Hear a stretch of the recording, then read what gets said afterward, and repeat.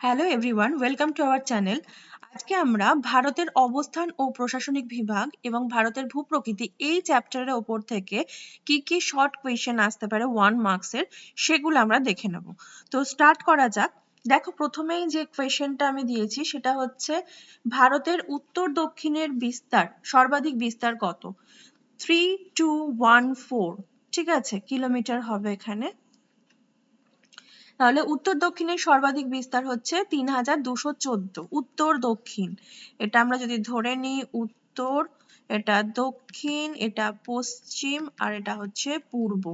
তাহলে উত্তর দক্ষিণের বিস্তার হচ্ছে 3214 কিলোমিটার। পূর্ব পশ্চিমের সর্বাধিক বিস্তার কত? 2933 কিলোমিটার।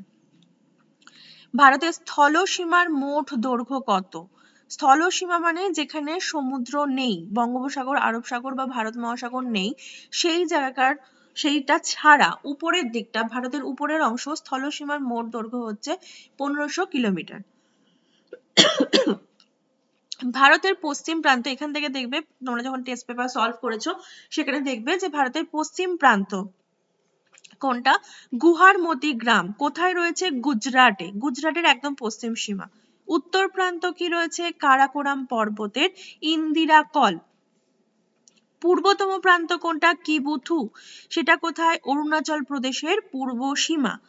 নেক্সট কি রয়েছে দেখো, দক্ষিণতম প্রান্ত, দক্ষিণতম প্রান্ত রয়েছে ইন্দিরা পয়েন্ট, যেটা কিন্তু আছে আন্দামান নিকোবর দ্বীপপুঞ্জে। আচ্ছা, এখানে দক্ষিণতম প্রান্ত যদি বলে তাহলে তো ইন্দিরা পয়েন্ট হলো আন্দামান নিকোবর দ্বীপপুঞ্জে, কিন্তু যদি স্থলভাগের বলে, ভারতের মূল ভূখণ্ডের যদি বলা হয়ে থাকে তাহলে কিন্তু সেটা তোমার ইন্দিরা পয়েন্ট হবে না, তখন কিন্তু কন্যাকুমারী হবে। আয়তনের বিচারে পৃথিবীতে ভারতের স্থান হচ্ছে কত? সপ্তম।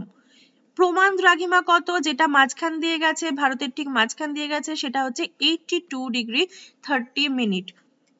নেক্সট দেখো কি রয়েছে, জনসংখ্যার বিচারে যদি দেখা যায় তাহলে ভারতের স্থান পৃথিবীতে কত? দ্বিতীয়।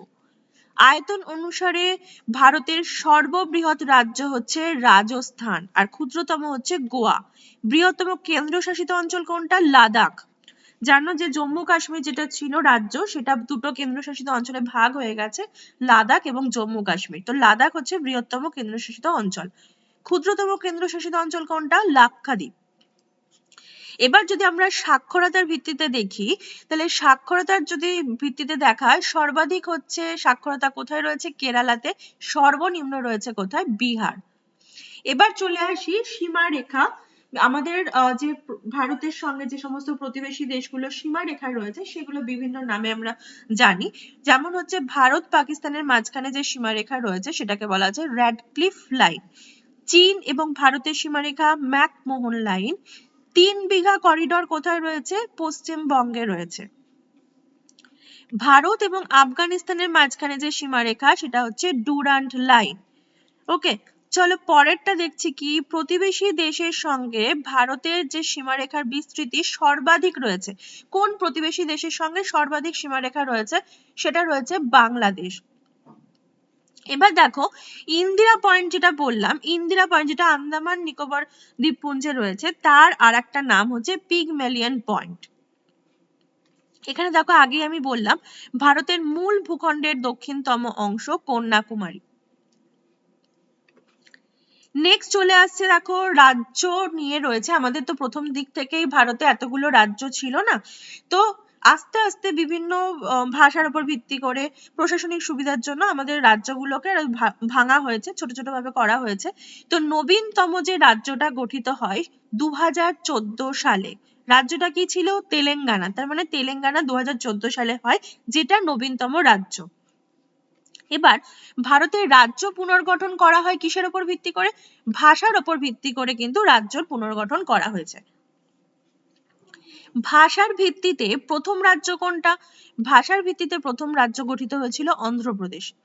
রাজ্য পুনর্গঠন যে কমিশন গঠিত হয়েছিল কত সালে? 1953 সালে রাজ্য পুনর্গঠন কমিশন গঠিত হয়, যেটার প্রথম ভাষার ভিত্তিতে হয়েছে প্রথম রাজ্য হচ্ছে অন্ধ্রপ্রদেশ।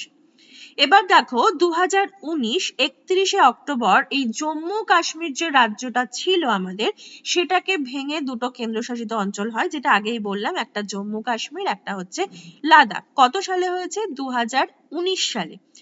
2020-তে কি হয়, দাদরা, নগর হাভেলি এবং দমন ও দিউ এগুলোকে একত্রিত সংযুক্তকরণ করা হয়ে থাকে। বর্তমানে ভারতে অঙ্গরাজ্যের সংখ্যা হচ্ছে 28 এবং কেন্দ্রশাসিত অঞ্চলের সংখ্যা হচ্ছে 8। নেক্সট দেখো ইম্পর্টেন্ট জিনিস, ভারতের প্রবেশদ্বার কাকে বলা হয়? মুম্বাইকে ভারতের প্রবেশদ্বার বলা হয়। ভারত এবং শ্রীলঙ্কার মাঝে যে সরু অংশটা রয়েছে, যে চ্যানেলটা রয়েছে, যে প্রণালীটা রয়েছে, সেটার নাম হচ্ছে পক প্রণালী। কোয়েশ্চেন আসে যে ভারত এবং শ্রীলঙ্কাকে বিচ্ছিন্ন করেছে কোন প্রণালী? তো পক প্রণালী হবে। এবং তোমরা যে ম্যাপ পয়েন্টিং গুলো করো, সেখানে ম্যাপ পয়েন্টিং এও কিন্তু পক প্রণালী বা গলফ অফ মান্নার এগুলো কিন্তু আসে। কর্কট ক্রান্তি রেখা ভারতের মাঝখান দিয়ে গেছে, যেটার মান হচ্ছে 23.5° উত্তর। সেটা কোন কোন রাজ্যের মধ্যে দিয়ে প্রসারিত হয়েছে? গুজরাট, রাজস্থান, মধ্যপ্রদেশ, ছত্তিশগড়, ঝাড়খণ্ড, পশ্চিমবঙ্গ, ত্রিপুরা, মিজোরাম। ঠিক আছে, এই রাজ্যগুলোর মধ্যে দিয়ে প্রসারিত হয়েছে। নেক্সট চলো দেখো ভারতের সর্বোচ্চ শৃঙ্গ হচ্ছে গডউইন অস্টিন বা K2, যেটা কিনা কারাকোরাম পর্বতে রয়েছে। ভারতের সর্বোচ্চ শৃঙ্গ গডউইন অস্টিন বা K2, যেটা কারাকোরাম পর্বতে রয়েছে। দক্ষিণ ভারতের সর্বোচ্চ শৃঙ্গ কোনটা? আনাইমুদি হচ্ছে দক্ষিণ ভারতের সর্বোচ্চ শৃঙ্গ। পরপর আমরা দেখে নিই, ছোটনাগপুরের সর্বোচ্চ শৃঙ্গ পরেশনাথ, আন্দামানের সর্বোচ্চ শৃঙ্গ হচ্ছে স্যাডল পিক, অরুণাচল হিমালয় যেটা পূর্ব দিকে রয়েছে তার সর্বোচ্চ শৃঙ্গ হচ্ছে নামচা বারওয়া, সাতপুরা পর্বতের সর্বোচ্চ শৃঙ্গ হচ্ছে ধূপগড়। এগুলো কিন্তু ভালো করে মনে রাখবে, শর্ট কোয়েশ্চেনে আসে। পূর্বঘাট পর্বতের সর্বোচ্চ শৃঙ্গের নাম হচ্ছে মহেন্দ্রগিরি। দেখো এখানে দুটো নাম দিয়ে রেখেছি, জিন্দাগাদা বা মহেন্দ্রগিরি। এবার যদি জিন্দাগাদা থাকে তাহলে তোমরা এটা ফার্স্ট অপশনে প্রেফার করবে, যদি না থাকে তাহলে মহেন্দ্রগিরি হবে। ঠিক আছে, আর দুটোই যদি থাকে তাহলে জিন্দাগাদাটা থাকলে সেটাকে তোমরা আনসার করবে। নেক্সট হচ্ছে পশ্চিমঘাট পর্বতের সর্বোচ্চ শৃঙ্গ সেই আনাইমুদি, যেটা তোমার দক্ষিণ ভারতের সর্বোচ্চ শৃঙ্গ, সেটাই হচ্ছে পশ্চিমঘাট পর্বতের সর্বোচ্চ শৃঙ্গ। দক্ষিণতম, ভারতের একদম দক্ষিণতম পর্বত যেটা, সেটা হচ্ছে কার্ডামাম পর্বত। সিঙ্গালীলা পর্বতের সর্বোচ্চ শৃঙ্গ হচ্ছে সান্দাকফু। নীলগিরি পর্বত, এটাও টেস্ট পেপারে আসে, তোমরা সলভ করার সময় দেখেছো, টেস্ট পেপারে অনেকবারই পেয়েছো তোমরা, সেটা হচ্ছে ডোডাবেটা। আরাবল্লী পর্বতের সর্বোচ্চ শৃঙ্গ হচ্ছে গুরু শিখর এবং মেঘালয় মালভূমির যে সর্বোচ্চ শৃঙ্গ সেটা শিলং। এখানে সবকটা সর্বোচ্চ শৃঙ্গ এক জায়গায় দেওয়া আছে যাতে তোমাদের মনে রাখতে সুবিধা হয়। পূর্বাঞ্চলের সর্বোচ্চ শৃঙ্গ হচ্ছে দাফাবু। তো এই চলে গেল যে যত আমাদের ইম্পর্টেন্ট পর্বতগুলো রয়েছে সেই পর্বতগুলোর সর্বোচ্চ শৃঙ্গ বা উচ্চতম অংশগুলোর নাম দেওয়া থাকলো। নেক্সট দেখো কর্ণাটক মালভূমিকে দুটো প্রাকৃতিক অংশে ভাগ করা হয়েছে, একটা হচ্ছে ময়দান, একটা হচ্ছে মালনাদ। এবার এই কর্ণাটক মালভূমি যেটা রয়েছে তার পূর্বাংশটাকে বলা হচ্ছে ময়নাদ, আর হচ্ছে তোমার পশ্চিম অংশকে বলা হচ্ছে মালনাদ। মালনাদ কথাটির অর্থ কি? মালনাদ কথাটির অর্থ হচ্ছে পাহাড়ি দেশ। নেক্সট দেখো কি রয়েছে, উপকূলকে অঞ্চল থেকে সমুদ্রের দিকে ভারতের ভূখণ্ডগত বিস্তার হচ্ছে 21.1 কিলোমিটার বা 12 নটিক্যাল মাইল। মানে উপকূল ভাগ থেকে যে সমুদ্রের দিকের অংশ সেটা রয়েছে কত? 21.1 কিলোমিটার বা 12 নটিক্যাল মাইল। নেক্সট ইম্পর্টেন্ট জিনিস, সার্কের ফুল ফর্ম কিন্তু জানতে চাই। South Asian association for regional cooperation. এর সদর দপ্তর কোথায়? এর সদর দপ্তর রয়েছে কাঠমান্ডু, যেটা কিনা নেপালে অবস্থিত। কবে গঠিত হয়? 1985 সালে গঠিত হয়। এর এখনকার সদস্য সংখ্যা হচ্ছে 8। পরেরটা দেখো কি রয়েছে, ভারতের দীর্ঘতম হিমবাহর নাম কি? সিয়াচেন হিমবাহ, যেটা কিনা কারাকোরাম পর্বতে অবস্থিত। এই কারাকোরাম পর্বতের আবার দুটো নাম রয়েছে, একটা হচ্ছে বসুধার ধবল শীর্ষ আর একটা হচ্ছে কৃষ্ণগিরি।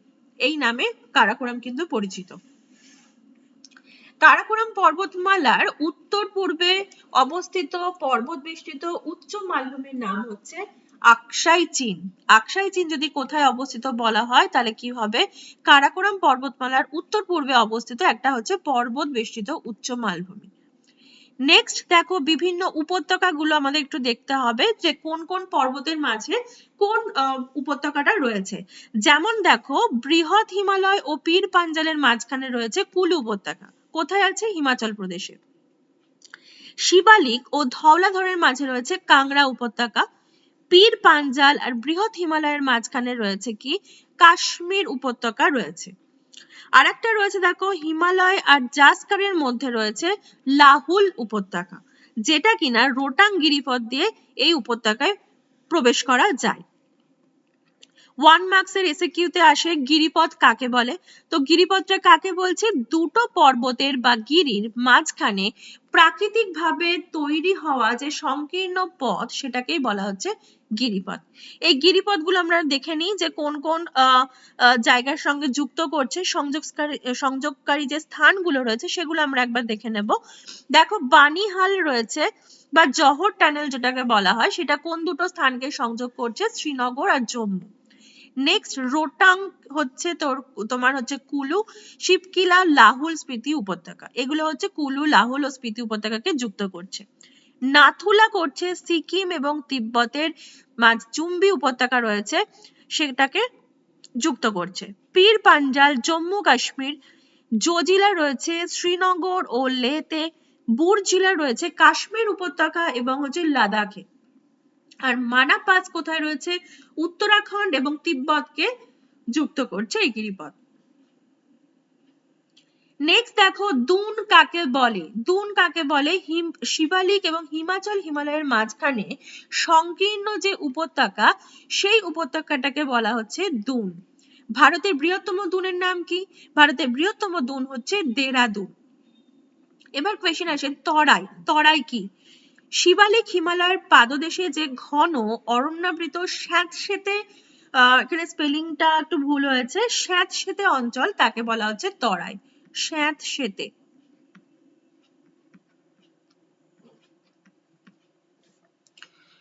ঠিক আছে, নেক্সট দেখো কি রয়েছে কাশ্মীর উপত্যকার, এখানে কারেওয়া কি নামে পরিচিত বলা হচ্ছে? কাশ্মীর উপত্যকার যে প্রাচীন পলি মৃত্তিকা সমৃদ্ধ ধাপযুক্ত যে ভূমি সেইটাকে বলা হচ্ছে কারেওয়া, যেখানে কিনা জাফরান চাষটা খুব ভালোভাবে হয়ে থাকে।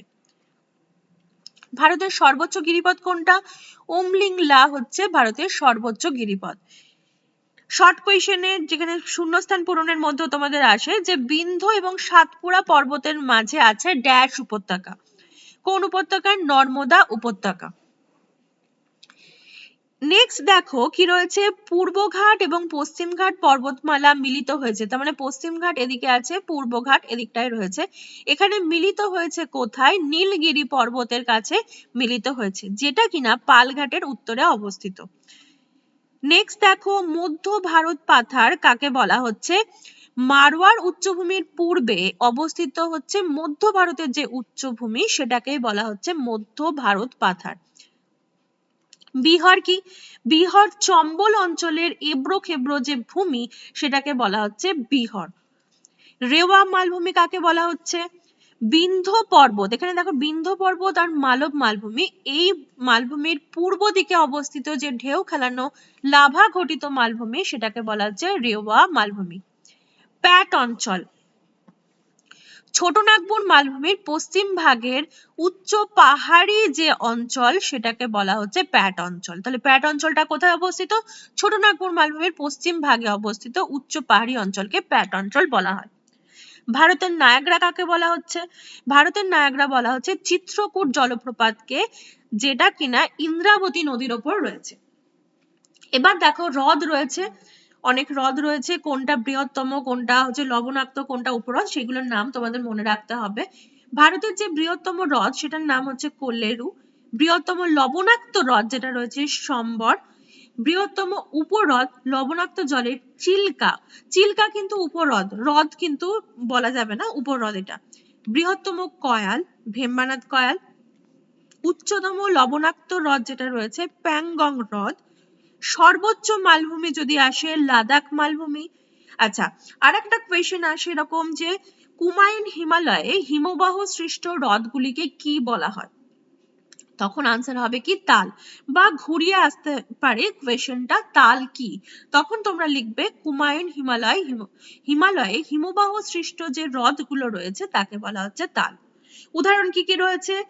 নৈনিতাল, ভীমতাল, সাততাল, রূপকুণ্ড, এগুলো এক একটা তালের হচ্ছে উদাহরণ।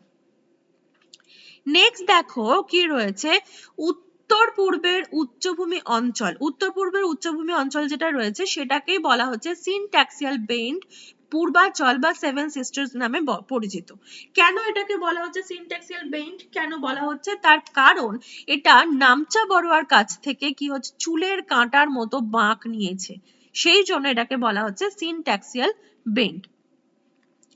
ইম্ফল উপত্যকা কোথায় আছে? মণিপুরে আছে ইম্ফল উপত্যকা, যেটাকে কিনা বলা হয় উত্তর পূর্ব ভারতের কাশ্মীর বলা হয়। কোয়েশ্চেন আসে, লোকটাক হ্রদ কোথায় অবস্থিত? মণিপুর রাজ্যে অবস্থিত। বা ঘুরিয়ে আসলো, মণিপুর রাজ্যে কোন হ্রদ রয়েছে, অপশন দিয়ে দিল, তখন তোমরা সেখান থেকে চুজ করবে লোকটাক হ্রদ। নেক্সট কি দেখো, নেক্সট হচ্ছে পঞ্চনদের দেশ কাকে বলা হয়? পঞ্চনদের দেশ পাঞ্জাবকে বলা হয়। এছাড়াও ছোট ছোট 1 মার্কস এর কিছু কোয়েশ্চেন দেখো, সেটা ধায়া, বেট, দোয়াব কি সেগুলো। ধায়া কাকে বলা হচ্ছে? আমরা যে সমভূমিটা রয়েছে, আমাদের যে ভারতের সমভূমিটা রয়েছে সিন্ধু সমভূমি, সেই সমভূমির প্লাবন ভূমিকে স্থানীয় ভাষায় ধায়া বলা হয়ে থাকে। বেট কোনটা? নদীর গতিপথ পরিবর্তনের ফলে সৃষ্ট যে নবীন প্লাবনভূমি রয়েছে, গতিপথ যদি পরিবর্তিত হয় তাহলে যে নবীন প্লাবনভূমি সৃষ্টি হয় সেটাকে বলা হচ্ছে বেট। আর দোয়াব কোনটা? দোয়াব হচ্ছে দুটো নদীর মধ্যবর্তী অংশকে বলা হচ্ছে দোয়াব। এইরকম দোয়াব সিন্ধু সমভূমিতে অনেক কটা দেখতে পাওয়া যায়, যেমন নামগুলো এখানে জাস্ট দিয়ে রেখেছি, তোমরা একটু জাস্ট দেখে নেবে। পরেরটা রয়েছে কি খোস, এগুলো কিন্তু সবই 1 মার্কস তোমরা পেয়ে যাবে। খোস কি? পাঞ্জাব সমভূমির উত্তরের যে ক্ষয়প্রাপ্ত অংশ সেটাকে বলা হচ্ছে খোস। ভাবর, এগুলো পরপর পরপর রয়েছে। শিবালিক হিমালয়, শিবালিক হিমালয় সবচেয়ে দক্ষিণতম হিমালয়ের যে অংশ সেটা হচ্ছে শিবালিক হিমালয়, তার পাদদেশে পলি সঞ্চয়ের ফলে যে তোমার ঢেউ খেলানো ভূমি তৈরি হয়েছে সেই ভূমিটাকে বলা হচ্ছে ভাবর, যেখানে হচ্ছে একটু পাথুরে টাইপের হয়। এটার বিস্তার হচ্ছে কত? 10 থেকে 15 কিলোমিটার, এটা হচ্ছে চওড়াটা। এই ভাবরের ঠিক নিচেই রয়েছে তরাই। একদম ভাবর যদি দেখা যায় এটা শিবালিক পর্বত, তাহলে শিবালিক পর্বতের নিচে একদম পাদদেশের এখানে রয়েছে ভাবর, তার ঠিক পরে রয়েছে হচ্ছে তরাই। একদম দক্ষিণে যে স্যাঁতসেঁতে ভূমি সেটাকে বলা হচ্ছে, এটা এই অংশটাকে বলা হচ্ছে তরাই, আর এটা হচ্ছে তোমার ভাবর। এবার ভাঙ্গার আর খাদার কোনটা? ভাঙ্গার হচ্ছে তোমার যেটা, ধরো ভাঙ্গার মানে হচ্ছে ভেঙে যাওয়া জিনিস, যদি আমরা এভাবে মনে রাখতে চাই, মানে এভাবে ট্রিকটা দিয়ে মনে রাখতে চাইছি, ভাঙ্গারটা মানে প্রাচীন পুরনো জিনিস হলে সেটা ভেঙে যায়। তো সেই হিসাবে আমরা মনে রাখবো যে গাঙ্গেয় সমভূমির দুপাশে যে তোমার পলি গঠিত সমভূমিটা রয়েছে, যেটা প্রাচীন পলি সেটা হচ্ছে ভাঙ্গার, আর যেটা নবীন পলি সেটা হচ্ছে খাদার। এই খাদারটাই আবার পাঞ্জাবে কি নামে পরিচিত? বেট নামে পরিচিত। পরেরটা দেখো কি রয়েছে, ভুর। পশ্চিমাংশের সমভূমির মাঝে মাঝে সৃষ্ট দোয়াব অঞ্চলে যে ছোট ছোট বালিয়াড়ি দেখতে পাওয়া যায়, এই বালিয়াড়িগুলোকে ভুর বলা হচ্ছে। চলমান বালিয়াড়িকে কি বলা হয়? ধ্রিয়ান। মরু অঞ্চলে যে শুষ্ক হ্রদকে বলা হচ্ছে ধান। নিচু জলাভূমিকে বলা হচ্ছে তোমার রন, আর যে লবণাক্ত হ্রদ রয়েছে সেগুলোকে বলা হচ্ছে প্লায়া। এগুলো সবই মরু অঞ্চলে দেখতে পাওয়া যায়। এই ধ্রিয়ান, ধান, রন, প্লায়া এগুলো সবই মরু অঞ্চলে দেখতে পাওয়া যায়। বালিয়াড়ি, চলমান বালিয়াড়ি হচ্ছে ধ্রিয়ান, শুষ্ক হ্রদ হচ্ছে ধান, নিচু অংশের জলাভূমি হচ্ছে রন, যেমন কচ্ছের রন তোমরা পড়েছো, লবণাক্ত হ্রদ হচ্ছে প্লায়া। এবার দেখো কি রয়েছে, বাগার, রোহি, ক্ষুদ্র মরু অঞ্চল, হামাদা, মরুস্থলী। দেখো এখানে একটা ছবি দিয়েছি, সেই ছবিটা দেখো তোমাদের বুঝতে অনেকটা সুবিধা হবে। সেটা হচ্ছে, এটা হচ্ছে মরুভূমি অঞ্চল, ঠিক আছে। এবার দেখো এখানে কি রয়েছে, আরাবল্লী পর্বত রয়েছে। তাহলে আরাবল্লী পর্বতের পাদদেশে যে অঞ্চলটা রয়েছে দেখো ইয়েলো কালার দিয়ে দেওয়া, এটা হচ্ছে বাগার। বাগারের পশ্চিম দিকে যেটা রয়েছে অঞ্চল রোহি। রোহির পশ্চিমে কি রয়েছে? ক্ষুদ্র মরু অঞ্চল। তারপরে রয়েছে পশ্চিমে যেটা রয়েছে সেটা হচ্ছে হামাদা এবং পরে রয়েছে হচ্ছে মরুস্থলী। ম্যাপটা দেখে মনে রাখবে, তাহলে তোমাদের সুবিধা হবে বুঝতে, যেটার এক্সপ্লানেশন আমি এখানে দিয়ে দিয়েছি। আচ্ছা, মরুস্থলী, মরুস্থলী দেখো এটার কথার অর্থ হচ্ছে মৃতের দেশ। ওকে, এখানে দেখো লেখাগুলো রয়েছে কি, বাগার কি হচ্ছে মরু অঞ্চলের পূর্ব দিকে আরাবল্লী পর্বতের পাদদেশে যে তোমার সামান্য তৃণ আচ্ছাদিত বালুকাময় অংশ, সেটাকে বলা হচ্ছে বাগার। তুমি জাস্ট মনে রাখবে ম্যাপটা দেখে কার পর কোনটা রয়েছে। এবার ইনফরমেশনটা এখান থেকে দেখে নেবে। বাগারের পশ্চিম দিকে যে প্লাবন সমভূমি সেটাকে বলা হচ্ছে রোহি। রোহির পশ্চিমে সংকীর্ণ বালুকাময় যে অংশ সেটাকে বলা হচ্ছে ক্ষুদ্র মরু অঞ্চল বা থালি বলা হয়। হামাদা কি? এটা হচ্ছে বালি এবং শিলাখণ্ড দ্বারা গঠিত। এটা মনে রাখবে, কোনটা কার পর অবস্থিত সেটা তো তোমরা ম্যাপটা দেখলে বুঝতেই পারবে, কিন্তু কোনটা সমভূমি, কোনটা বালুকাময় অংশ, কোনটা বালি বা শিলাখণ্ড, সেগুলো এখান থেকে একটু দেখে নেবে। মরুস্থলী হচ্ছে একেবারে মানে রুক্ষ শুষ্ক উদ্ভিদহীন যে অঞ্চল সেটাকে বলা হচ্ছে মরুস্থলী। সেই জন্য এটাকে বলা হচ্ছে মৃতের দেশ। এর কথাটার অর্থ হচ্ছে মৃতের দেশ। নেক্সট দেখো কিছু গিরিপথ রয়েছে। গিরিপথগুলো আসে যে ভোরঘাট গ্যাপ বা থলঘাট গ্যাপ, পালঘাট গ্যাপ, এগুলো হচ্ছে মানে কোন দুটো স্থানকে সংযোগ করেছে, এরকম ধরনের কোয়েশ্চেন আসে।